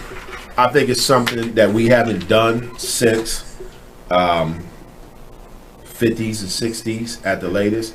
As I was saying before the break, I think, my age group was like the last generation of seeing black people who had a concern for black people, had a concern for black communities, had a concern for black people moving forward. It irritates me when I talk to black people about supporting black, and then they say, well, man, we got to love everybody. It's not about love. It's about supporting your people. Right. Like, we are so blind that we can't even see that this is how the other races support themselves. And there's nothing wrong with that. Like, I don't have a problem with white people supporting white people. I don't have a problem with Asians supporting Asians. I completely get it. Right. I have a problem with black people not wanting to support black people. That's what I have a problem with. And I have a problem with black people thinking that if you're going to bank black or if you're going to support black businesses, that you're being racist. Like, come on, man, where do you get that garbage from? That is not what racism is, And I know it's been programmed into them, but I guess the thing that amazes me that even though it's programmed there, you can still clearly see that the other races move ahead because of the support they give each other. I just have a problem with black people just using all the excuses that they use to not support a black business. Right. Such as it's being racist, or what is the black business doing for them? Right. Their ice is colder. I just have a problem with just the excuses that black people have, period. Right. For just not supporting. Yeah, and it really because they're not no giving excuse. any reasons. Like, they're not giving no legitimate reasons. They're just giving excuses, and I just don't get that. And the ones that do give reason are usually superficial. Right. You know what I mean? Superficial. Right. Now, don't get me Something wrong. they heard. I know there are plenty of black businesses out here that do need to get their act together and open up on time and keep your appointments and all that. But all black businesses are not like that. We have to support black businesses so they can get more money to hire better people to get there on time and be customer service oriented. So still have to support them. Like, that's still not an excuse. No, it's not an excuse at all. And like, there's other businesses that makes the same mistakes as we do. Yes, they do. But for some reason, we don't have a tolerance for us. And we have to change that. So at the Black by the Man radio show, we're going to change the way y'all think, man. We're going to start putting you on a page that deals with consciousness. You got to have some type of consciousness as a black person. You see what goes on with us in this society, in this world. So it's like, you know, we got a lot of nerve not to pay attention. And I know when it comes to consciousness, 9 out of 10 we're going to deal with the minority of us. Like, it ain't going to be the majority of us that even care. Yeah, because, you know, we have that mindset. But we got to get out of that. We got to get out of that. So, you know, I take a vow that no matter what's going on in my life, I'm going to always try to contribute to a black business in one way, shape, or form. And I think that's a vow that all of us should make, because it's not going to hurt whatsoever. And you can start by supporting blackbodyman.com. Go on there, put some ads on there, man. It's our Craigslist. We got our own Craigslist now. Craig don't love you. Blackbodyman.com does love you. We're going to go to commercial break. We'll be back after this. Hey, there's my son. You've been in your room all morning. Hey, Dad. Matt, what's wrong with your voice? There is nothing wrong with my voice. Oh, well, it's just sort of. I have been playing my video games and electronic games for so many hours. Uh-huh. Well, it sounds like it might be time for you to take a break, or... Hello, Dad. Susan? I have been watching TV and text messaging all morning. Yay, electronics. Yay, yay, yay. Guys, I think it's about time to get in the car and take a little trip. Maybe see some trees, some green things. What are these green things you speak of? This weekend, unplug. Take your family to the forest. There's nothing in the world like experiencing nature firsthand. Trees, paths, bluebirds, streams. Getting closer to nature can get you closer to your family. To find the forest nearest you, go to discovertheforest.org. Brought to you by the U.S. Forest Service and the Ad Council. Get out to the forest and discover the wonders of nature with your family, just like Blue, Jewel, and the whole Rio flock. Let the kids connect to their roots. It's gonna be so much fun. Yeah! Woo-hoo! Let's rock this jungle. Yeah! Fresh air. What a glorious morning. Clean water. Woohoo! This is great! And endless surprises. Yo, this is untapped territory. How amazing. Visit discovertheforest.org. Brought to you by the U.S. Forest Service and the Ad Council. So when you get to the corner of Smith and Orchard, you're going to want to take a left. You are not going to. Then what you're going to this. do is turn Marcy onto Marcy and Brad Avenue. just broke up and go past the first 3 she's lights happy and then about take it. the next left. I don't really then think drive 5 she's more happy, blocks but and you should be who there. am I to judge, right? Park on the right. That's I'll what see I you heard later last tonight. night. It's hard to concentrate on 2 things at once, like texting and driving. Stop the text, stop the wrecks. How will you stop texting and driving? You are listening to BeExposedRadio.com. All right, welcome back, everybody, to the Black by the Man radio show. I'm your host, Brother Mike. We are here talking about the Bank Black Challenge. Not the Ice Challenge, not the Fire Challenge, but the Bank Black Challenge.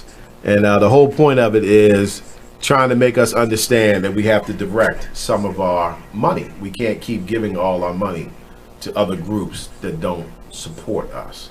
So I can tell you myself, I'm going to make sure that I open up a black account through One United, And I'm also going to do my best to make sure that blackbydemand.com has a black bank account, because it's only appropriate. You know, we want to live by conviction.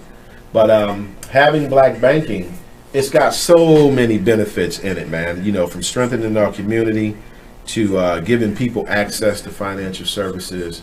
Like, I'm sure you know, and I'm sure you've been a part of as much as I have, of cash and checks at the check cashing place. You know, like, isn't it ironic that, you know, all these type of places seem to be in black neighborhoods? Yes. You know what I mean? Like, it's never a problem And it's more to than find one. somebody to cash that check. Yeah, there's several of them. Now, I can't speak for, you know, Baltimore, but because I'm from Harford County, but in Harford County, none of the check cashing places are owned by anybody black. You know, so even there, we still giving I think money the away. last time I may have been in the black check cashing center, it was probably in Baltimore. Yes. Right. It's a higher chance, right? Yeah. I don't believe I've seen any in Towson, Harford County. Like, if it is, I don't know where you are. Right, So if right. If you are a black check cashing center in Harford County or Towson or somewhere, then you need to be on Black by Demand so we can find you. Right. Get on blackbydemand.com. I don't know nowhere else but in Baltimore. So Right. if I'm missing you, I apologize, but get on Black by Demand so we can find you. Yes, get on blackbydemand.com, man. Everybody out here should be looking to place an ad on Black by Demand if it's anything they got to sell, or if they got a business, you know, and they want to advertise for their business.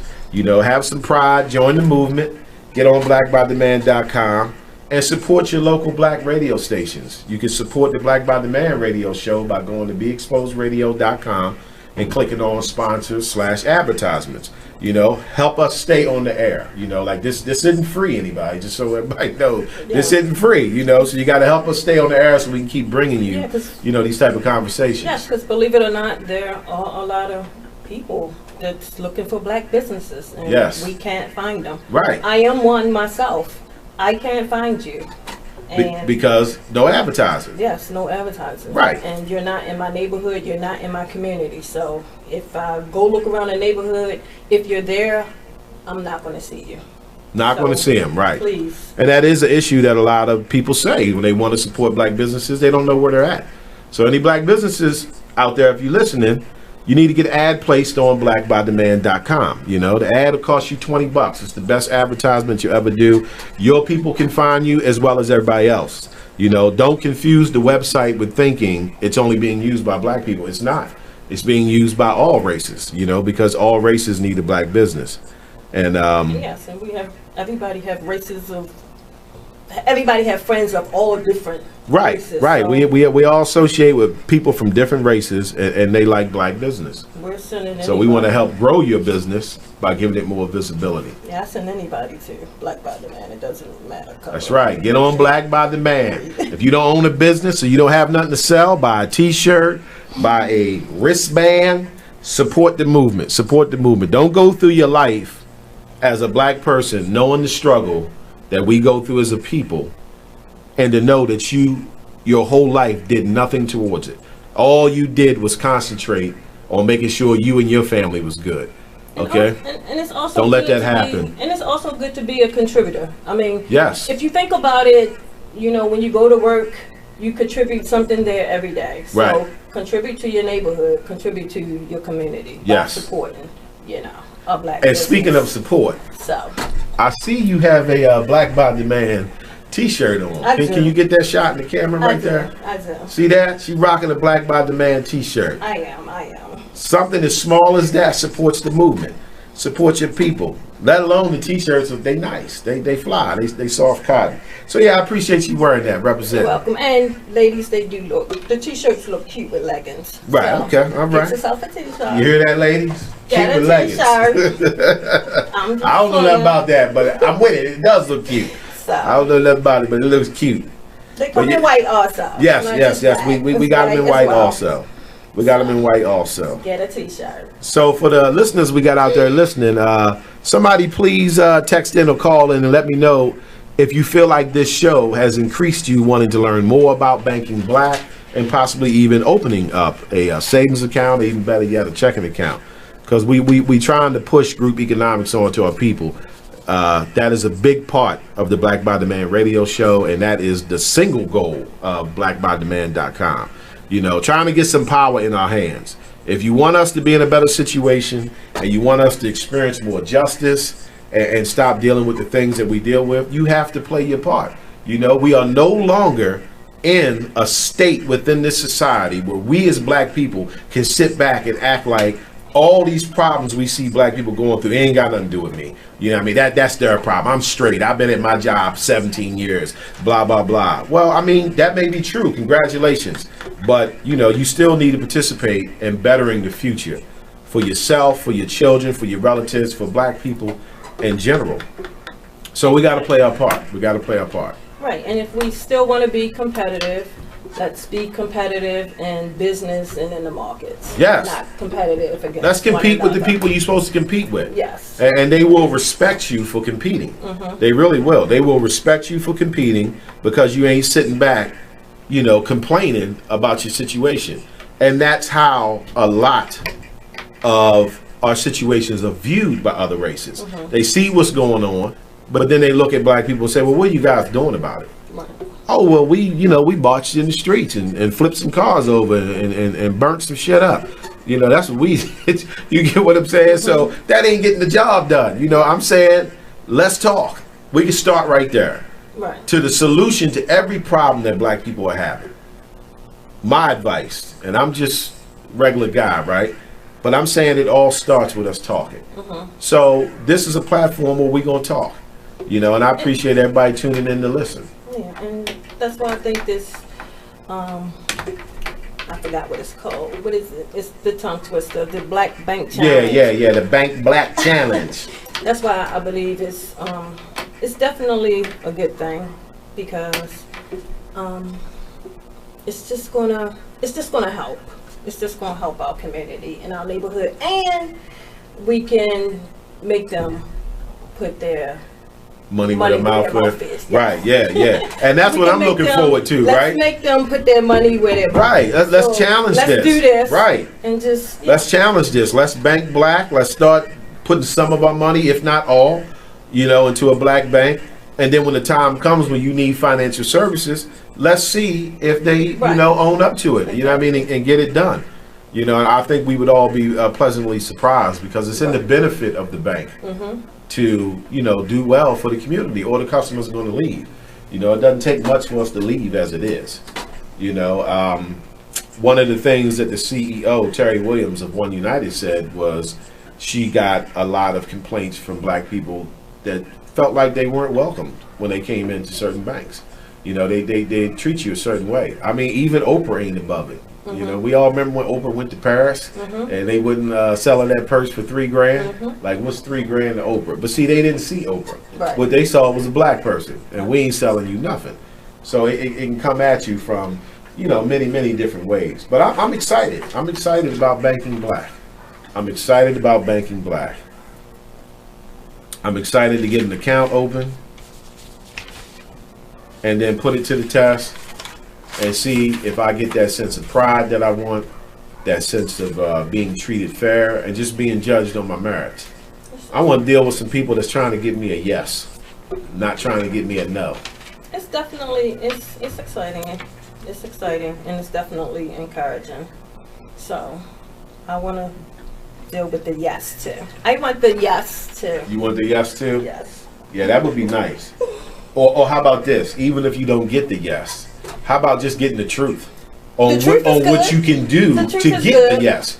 So even if they say, well, unfortunately, we're not able to approve the loan, but this is why. As long as the truth keep me encouraged, it's good.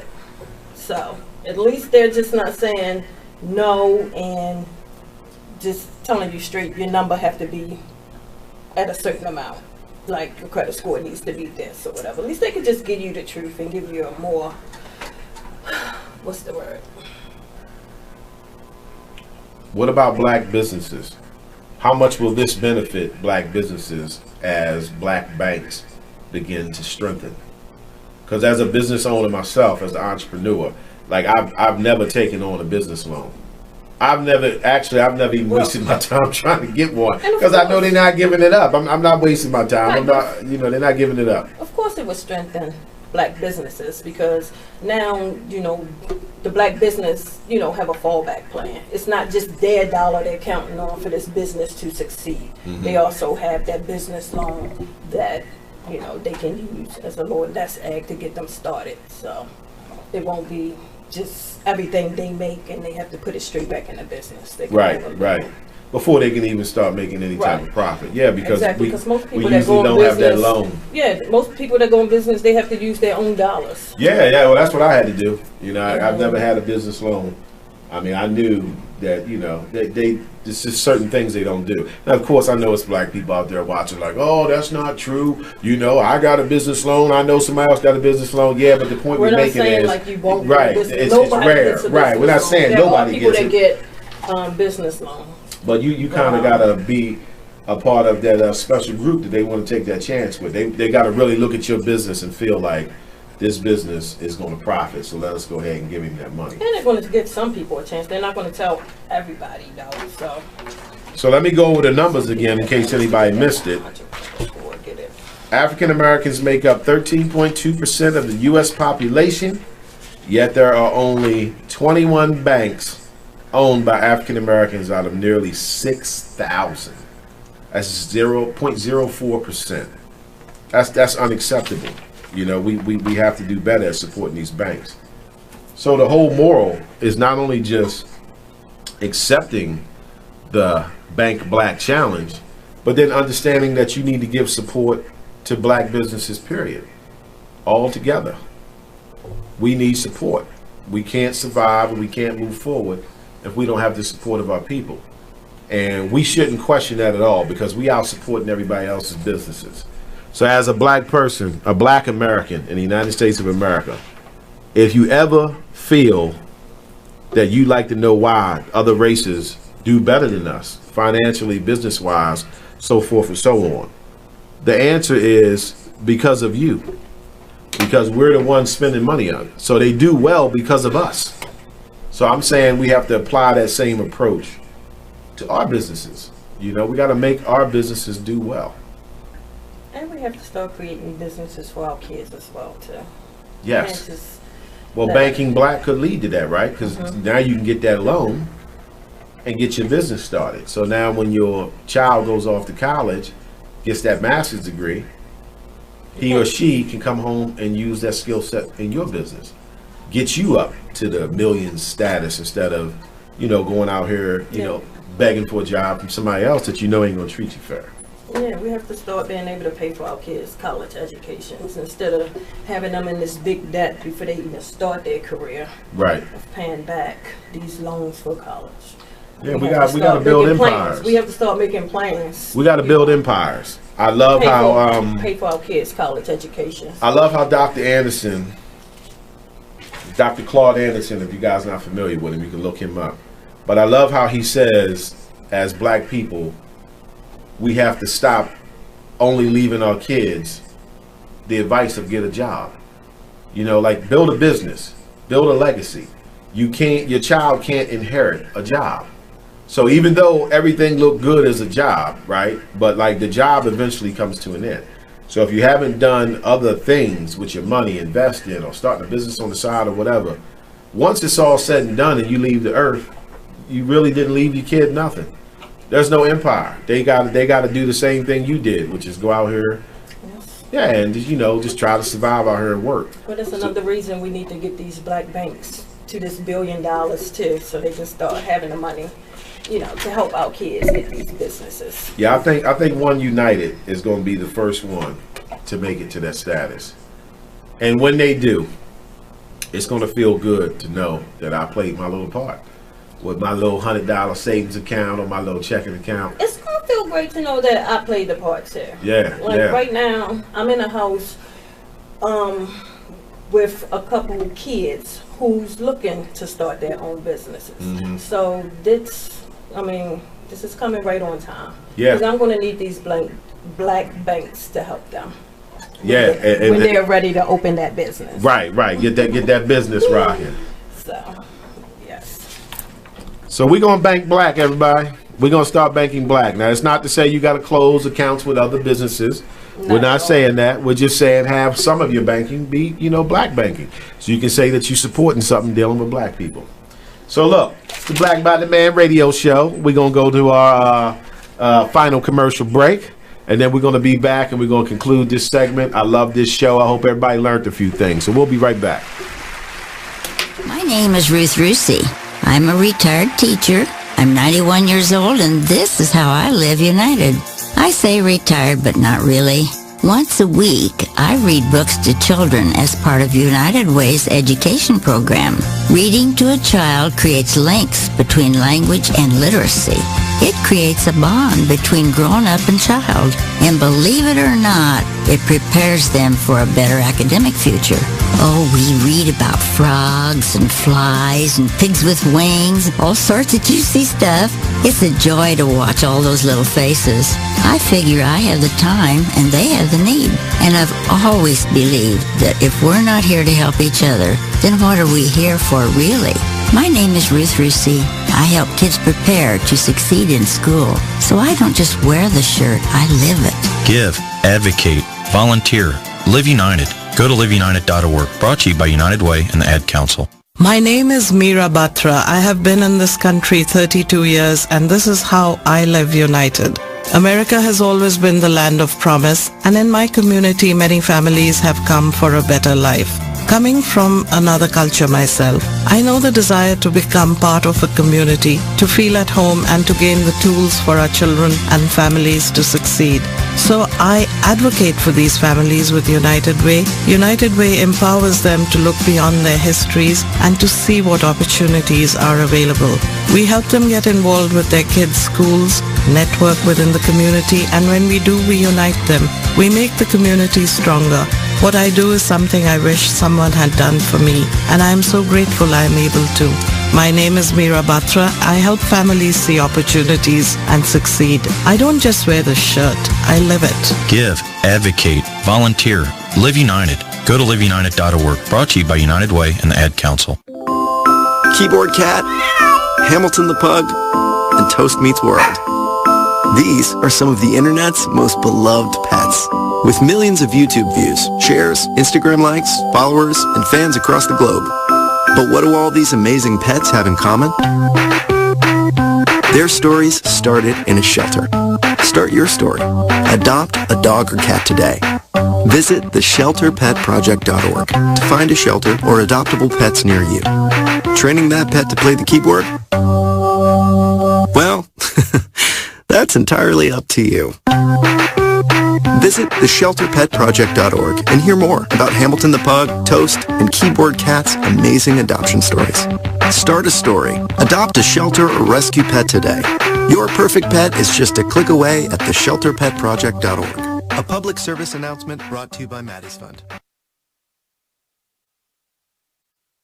Ladies, are you in need of the best quality hair extensions, a cute outfit, or that perfect pair of shades? Pink Ice Products can cover you from head to toe, from flawless weaves to apparel. Visit us online at pinkiceproducts.bigcartel.com. We're located at 3000 Old Alabama Road, 119-303, Alpharetta, Georgia. Or give us a call at 470-488-6484. Come on in and check out Pink Ice Products today. You are listening to BeExposedRadio.com.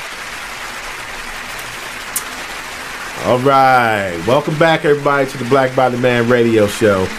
If any of you guys missed the show, today's show was about the Bank Black Challenge, where it was issued initially by Killer Mike, a particular rapper from like the 90s, early 2000s.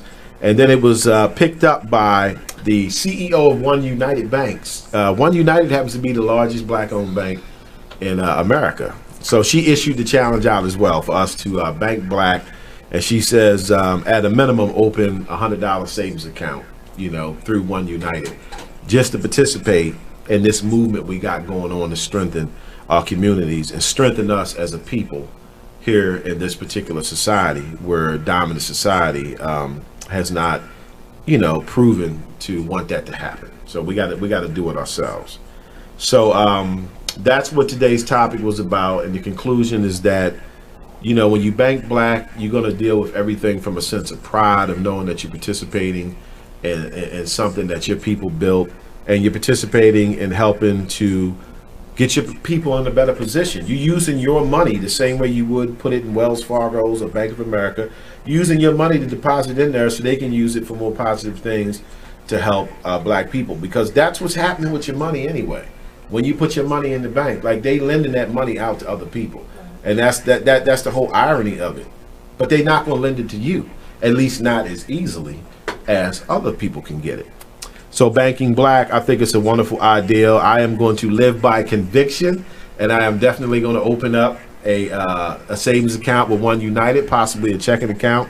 And then after that, then I'm going to look into Harbor Bank and see if I can get something going on down here, because I don't want to live my life knowing as a black person that there were so many things that I was dissatisfied with, and I think we are dissatisfied with as a people.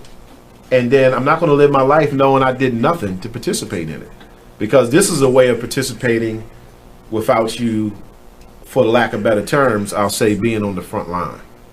You know, you can participate by banking black, supporting black businesses. And I'm definitely going to give Harbor Bank a try, and I'm going to call out my family, friends, co-workers, and anybody else in our community who don't have a checking account yet to give it a try as well. Harbor Bank, you hear that? So once again, Brother Mike, Black by the Man Radio Show. Harbor Bank, I'm calling you out. We need you guys to support the Black by the Man Radio Show, and we're going to open some accounts at your bank. That's the local one right here in downtown Baltimore. So yeah, I'm definitely going to participate in that. If you can't, Black Bank, which I really don't see a reason why you couldn't, but make sure you also support black businesses. If you know a black business, support that black business. Go in there, buy an item from time to time. You know, don't just pass them by. Support them one way or another. And I know a lot of times we give black businesses a bad rap with customer service. Right. But there are a lot of black businesses who have excellent, great customer service. But we don't tend to remember them. We don't tend to remember them. There are a few who may not, but there are a lot who just does. And I've had great experiences with plenty of black businesses, and I would love to be able to use black businesses more. So right. I'm in Harford County now, and I don't think I like how you said that. I don't think I like how she said that. She said that like that wasn't good. I'm in Harford County now, and I don't see a lot of black businesses around. Of course, I see. There's not a lot. Most of the black businesses in Harford County that I know of are usually barbershops or salons, so which is fine. Which is absolutely fine. Right. See barbershops and salons, and it bothers me a little because I have a big family, and I do have nieces and nephews, and I also have a lot of friends who comes to me for me to refer a business to them, whether it's about their car or just a clothing store or anything, and I just cannot direct them to a black business because I just do not know where you are. Right, yeah, and that's a problem. I mean, I pose the question all the time, and I'll pose it right now, you know, for everybody out there listening, which is, when's the last time you seen an advertisement for a black business? Rather that business is a barbershop, a salon, a chicken box spot, you know, whatever. But like, when's the last time you seen advertisement for it? And this is what I want, you know, black people and black business owners to understand. I mean, you have to advertise. Do we have black car dealerships? Right. Like, got none of that. Where the black tire places at? Right. Like, we're just looking for you. Like, where are you? And for our listeners, whether you have a black business or not, if you know people who have black businesses, challenge them to put an ad on blackbytheman.com. Let them know that their business needs to be exposed more to the public so we can find them as African Americans. You know, challenge them. So again, in conclusion, we're challenging everybody to the Bank Black Challenge as we was challenged ourselves. We think it's a good move. Always support black businesses. Support your black radio stations. Become a sponsor. Donate. Have your ads ran during the commercial breaks. But let's get in gear, folks, and realize where our power lies at. We have to support each other. We cannot make it without each other. We cannot make it without each other. So on this show, we enjoyed talking about this. Hopefully those who tuned in learned something about banking black, about supporting black businesses. And we're looking forward to do the next show. But we can only stay here if you guys give us the love and support. So we need that. So on behalf of BlackByDemand.com, BeExposedRadio.com, and the Black by Demand Radio Show, I'm Brother Mike, and I thank everybody for tuning in. This is my guest, Miss Janice McCafferty. Appreciate you showing up, Miss Janice, and rocking the Black by Demand shirt. You know, I couldn't have asked for anything any better. So thanks for tuning in, everybody. And again, I'm Brother Mike with the Black by Demand Radio Show. I'll catch y'all on the flip side. You already know, the black side. Peace. Man, it is what it is. Man, it is what it is. Well, it is what it is. This fly T.